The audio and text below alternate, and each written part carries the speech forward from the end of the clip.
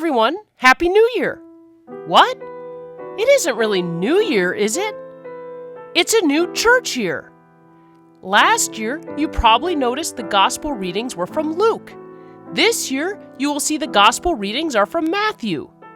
The church year every year begins with Advent and ends with celebrating Christ the King of the universe, which we did last week. So that must mean that this week we start Advent. Advent is a purple season.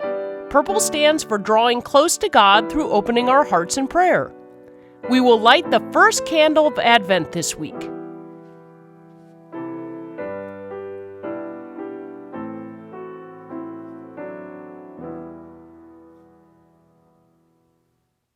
Advent is the time when we anticipate Jesus' coming.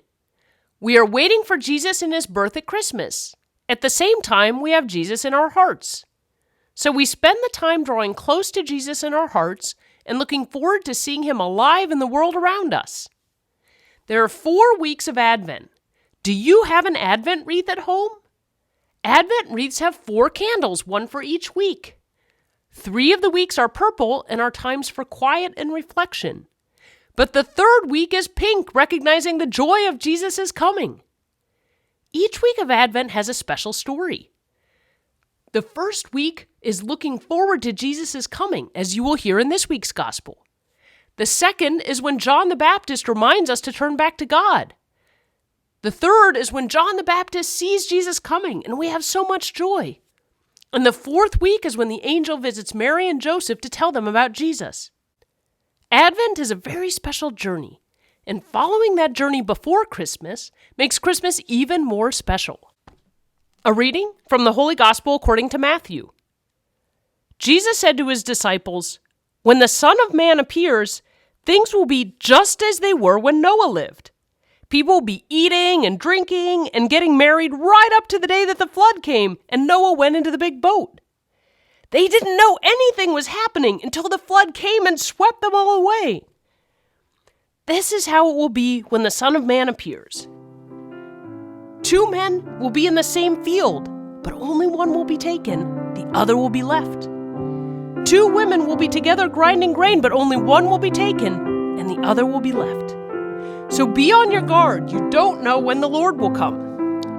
Homeowners never know when a thief is coming, and they are always on guard to keep one from breaking in. Always be ready, you don't know when the Son of Man will come." The Gospel of the Lord.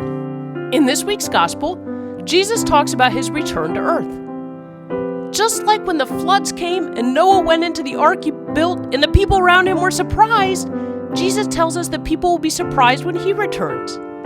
Imagine that, hanging out and eating and drinking and there's a flood. What an unusual situation. Jesus said that when he returns, some people will go with him. 2 men will be working in the field and one will go with Jesus and the other will stay. 2 women will be grinding grain, and one will go with Jesus, and the other will stay. Why is that? We could see, even when Jesus was on the earth before, that some people listened to him and followed him, and some didn't. It's just like that with us. Sometimes we listen to Jesus, and sometimes we don't. Although Jesus is sad when we don't listen, it's really our loss. Jesus reminds us to be ready for when he will come. I imagine how Jesus brings love when he comes, and sometimes we're surprised by that. If we aren't paying attention, we may not even realize it's Jesus. It's funny to think of someone guarding their house and Jesus coming. I wonder how many people would be happy to see him, or would try to block him, or not even realize it's him at all.